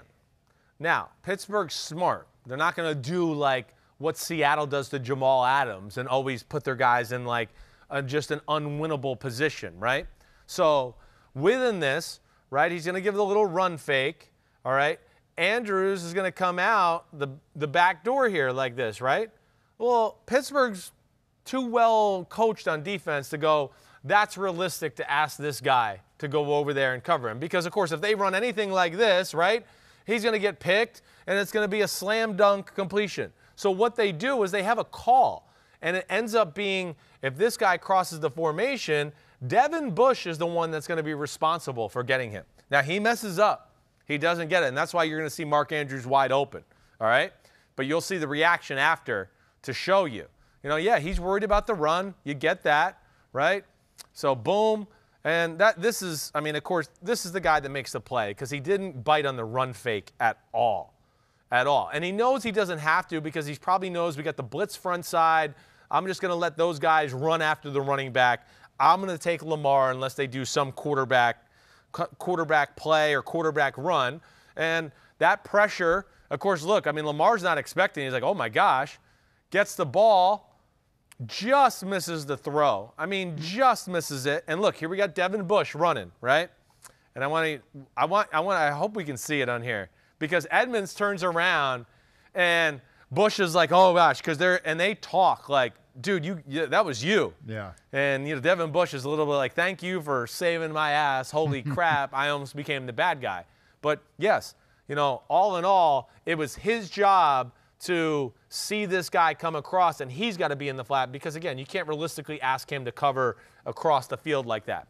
And missed opportunity by the Ravens. Again. And it's a big win for the Steelers. I think Watt had 3.5 sacks, a tangible part of what he did. He didn't pick up any numbers there, but he altered that throw just enough. Right. To where Screw stats. They didn't get those 2 points, Screw the stats. Yes, that's a the play up stat right there. There you go. That's what that is. The most important play he of the got game. in the way. He's the reason the ball was off target. Right. Lamar had to get it off quicker than he wanted to. So great job by him. It's that time. Yeah, do you have what I have? Oh, I do have it. You ready? Yeah, Here we go, I'm ready. baby. Here we go. I was like, it's that time? Is it play of the day yet? Okay, but here we Almost, go. almost. It is the Under Armour read. And I'd just like to let everybody know, we are supported by Under Armour. Yeah, we're supported by it. You see the damn Under Armour thing here? Right, yeah, that's Under Armour right there. And I got the shoes on. You know it, and they match my logo. So we're supported by Under Armour, and just like us, Under Armour wants to give you an edge. They are focused on performing better and taking their game to the next level. Everything from running shoes that propel you forward to hoop shoes that give you insane grip. They even make hoodies that reflect energy. And I think I got one coming, as I said on Monday. I think I got one coming. Yeah, I want to try it out. We're not just about the end result, winning or glory. Under Armour is about the hard work, the dedication, the cycle of training, competing, and recovering. We give you advantages, but not shortcuts. The only way is through. I see you doing reads on Football Night in America, and I feel kind of like a proud dad because I think it started here. It did start here. The comfort right? and the confidence. Now they ask me to do the points Like, bet Chris read can do it. stuff Yeah. too. Yeah, I know. I get nervous too still. But my I'm favorite feeling part of the better. show. Thank you. Thank you. I give her a little fist pump at home. I'm like, all right, hon. Now did it. Now I can help in the kitchen. He did it, yes. And I always have fun, like, Sometimes we rehearse some of these segments, and, Oh, yeah. and I always throw in a bunch of and this and that and have fun, right, and make Drew and company laugh. So I hope none of those slip out on Sunday. That would be an even bigger fist bump if that happened. Oh, yeah. Yeah. I'd be fist bumping my way off the show if that happened. So. All right, play of the day. Are you ready? Yeah. We have multiple plays. That was one of them. That end of the game play right there. Yeah, that was a great play. It was kind of an appetizer for Yeah, it. right. Okay, so Patriots. Yeah. Running the hell out of the ball. Baby. New definition to running the hell out of the ball. But Right. one play in particular here, Damian Harris, 64 yards to the house. Yeah. Toss crack. Hey, anybody? You guys have been watching Chris Sims Unbuttoned presented by Under Armour. We talked about this a few weeks ago. Yeah. You know, the Patriots, the 49ers are the best toss crack teams in all of football. They are. You know, they got great ways to stress you out with the outside run or the inside run. You know, just like we've talked about with San Francisco. You overplay one, they got an answer and go, okay, well, here comes this then. You're overplaying that.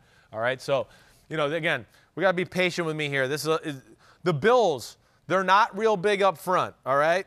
So within that, and their linebackers aren't real huge either, they try to create a little chaos in their run game, all right? And they want a movement, you know, a little controlled chaos, mess up the blocking scheme. You know, hopefully that can help us out for not being the biggest football team in the NFL.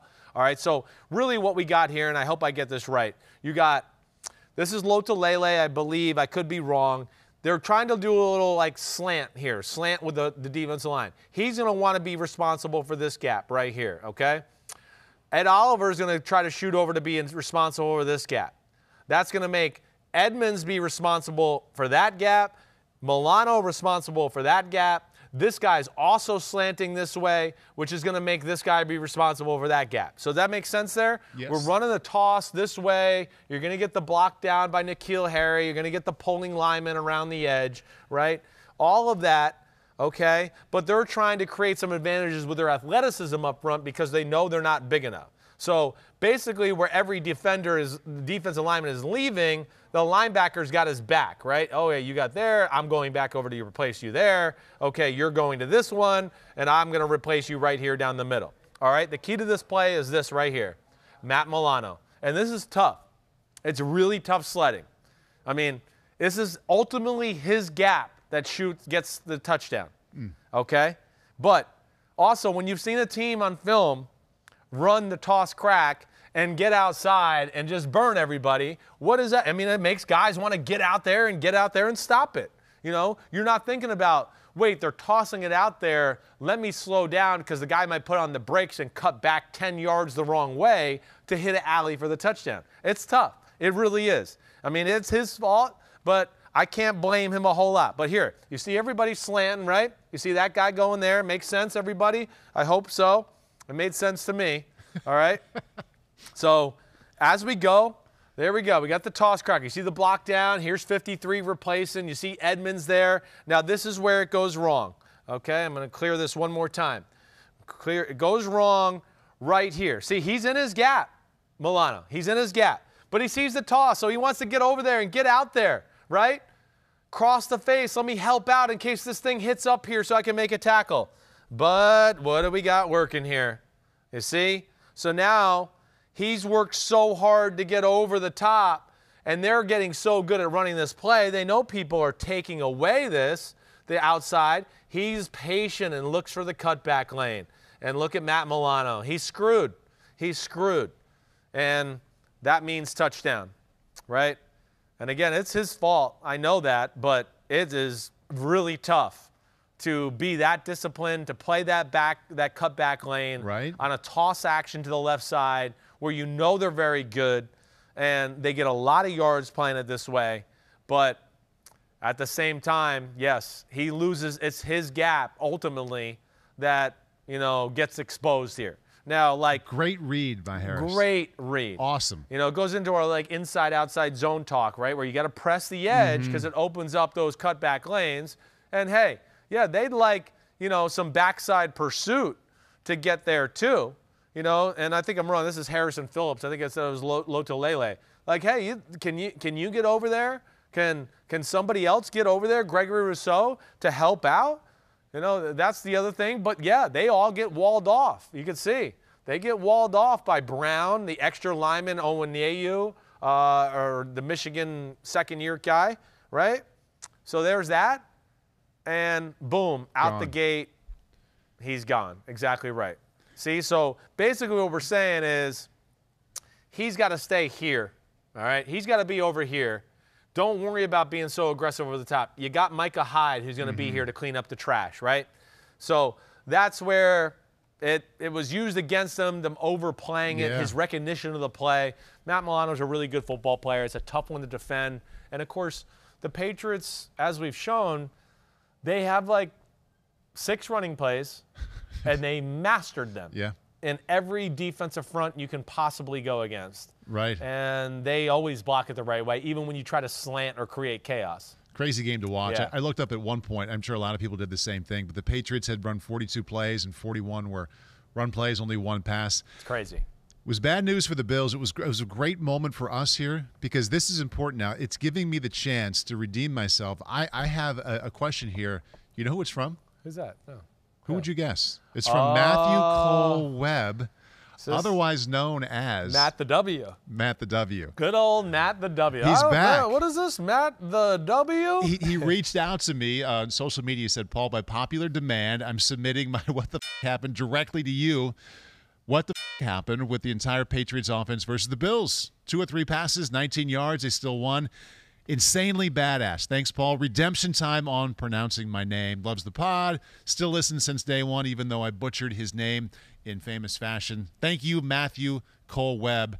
Matt the W. You the man, Matthew Cole Webb. Thanks for listening and being with us from day one. Seriously. Thanks for this guy. I can't even say your damn name right. I think there were some like capital letters. There was.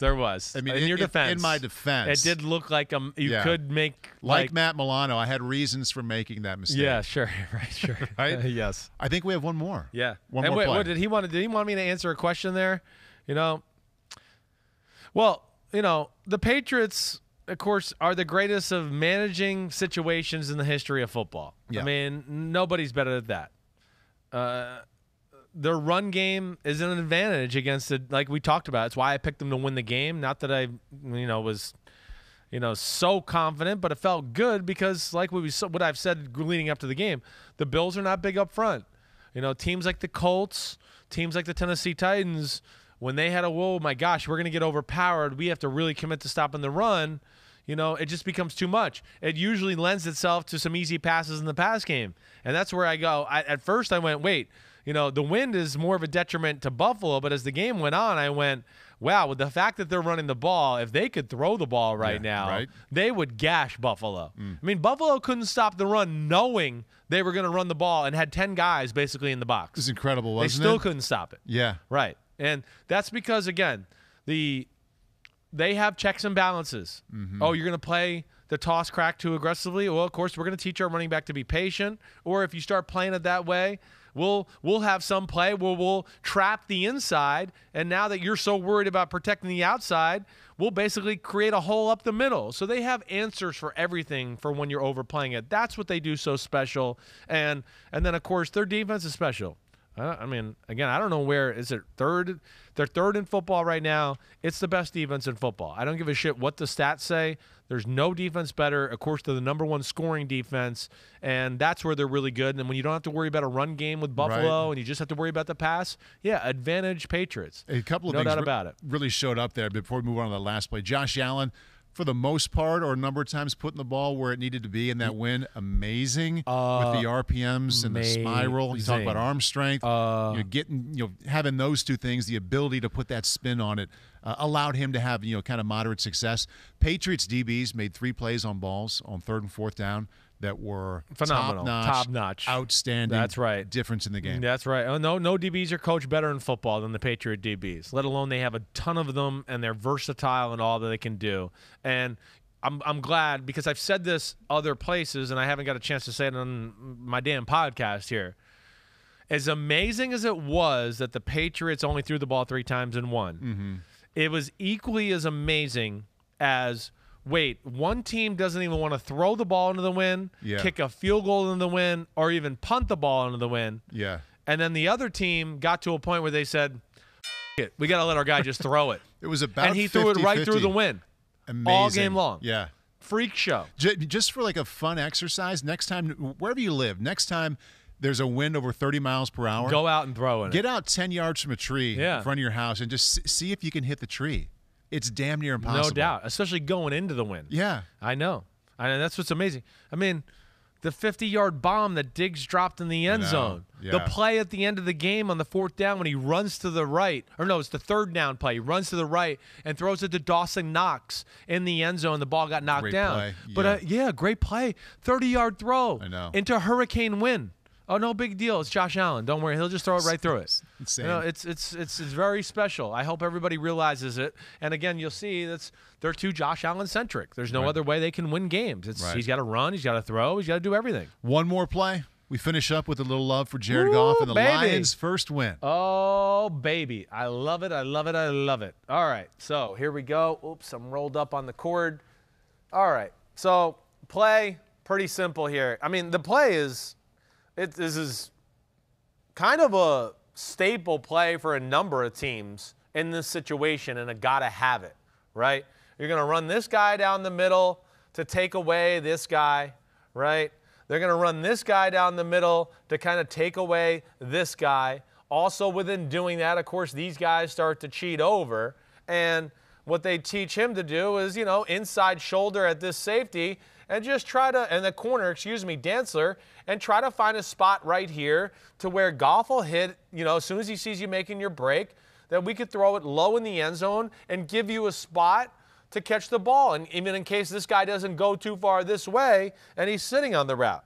All right, so boom, here we go. And really, here's the problem with the play. There's two things. And again, it's a great throw. It's great anticipation by Jared Goff to kind of feel it as soon as he's coming out of the break. Amon-Ra St. Brown at first didn't even look like he was really ready for the ball. Watch him down here. Watch him down here. I mean, he looks like he's shocked when he sees the ball coming. At least he did to me. Like, oh, gosh, it's here. Like, yes, it's here. And to me, this is where the play was messed up. All right? One, stop backing up so far, Dantzler, right? Stop. At some point, make him run into you or be right here to where there's going to be some contact. He's going to run into you, whatever. But they're not going to throw the go route at this point behind you, okay? So do something there. But really where it all gets messed up is right here. This defender cannot get pinned inside by the wide receiver. He's got to let this guy cross his face, and he's got friends over here. Friend. There's friends everywhere. Don't worry. You have no business worrying about if he goes over there. That's not your area. This is your area right here. And as you'll see, he gets pinned, and now there's no underneath coverage, right? So that's where the play went wrong. And he just did not need to do it.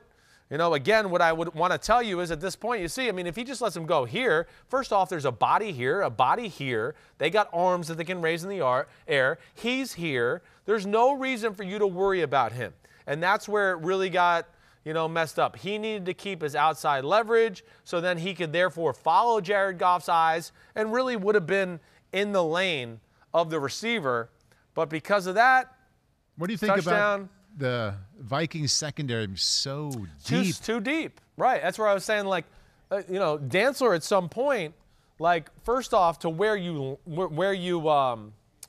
lined up, okay, at some point, hey, he's going back a little. Okay, that's fine. But, how much farther are we going to go back? He's still in the back. I'm going to protect the go route here as Goff is gearing up to throw the football. So that to me is where the real mistake is made between him and I'm blanking on 24. That is Mackenzie Alexander, okay? It's those two guys where they just don't challenge it. But I think more of it is actually on Mackenzie Alexander than it is Dantzler. Yeah, I'd like to see Dantzler stop right here so he can compete and maybe get a hand in the football. But, this is like a de facto quarters coverage, right? These guys are kind of responsible for this area right there. And Mackenzie got smushed in there to where it just leaves a huge gap. And again, like I would like to say here is imagine if he now is on the outside shoulder and just sitting right here, right? He's sitting here. boom, he's going to intercept it, he's going to knock it down, whatever. But the fact that he got pinned inside by the receiver, that is really what caused the open hole for Jared Goff. Nice little end of the game play. Nice little end of the show play there. End of the show play. It's a Drew Brees. When he saw the play, he goes, "Oh, that would have been the play we would have called if I was with Sean Payton." You know, I know we had that play. I want to say Josh McDaniels. You got one player from the 12-yard line. You got to have it, right? Those are the kind of things you dial up because you're going to see that type of coverage more times than not. Right. Just that umbrella type defense. And there they got that guy pinned in, and it was all over. It's got to be verbal exhaustion for you at this point. It is verbal exhaustion. I've made it to the end of the game. I've been talking for 3.5 hours today. There's a show. There's a show. That's a show, as Paul would say. I appreciate everybody chiming in with the questions, observations. Always love that. Paulie, you the man. Way to drive the ship. Thank you, buddy. Paulie's got a Zoom meeting he's got to get to. We've gone too long once again. That's what we do here on Chris Sims Unbuttoned, presented by Under Armour. Thursday, Chris Sims, PFT PM. Collaboration picks podcast. Floriano and I have been pretty good with our best bets lately. How good? 2-1, a number of weeks in a row here, so we'll see. I mean, we're 66%, right? And picking our 3 best bets of the week. So we'll see if that can continue. Please check that out. As always, thank you to Under Armour. That's it. Peace out. Enjoy the rest of your week. We'll see you. Have a good weekend. Have a good weekend. Yes.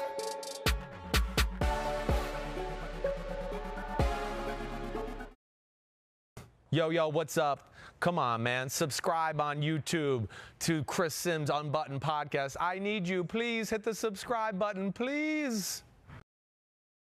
Hi, I'm Mike Tirico, and thanks for watching.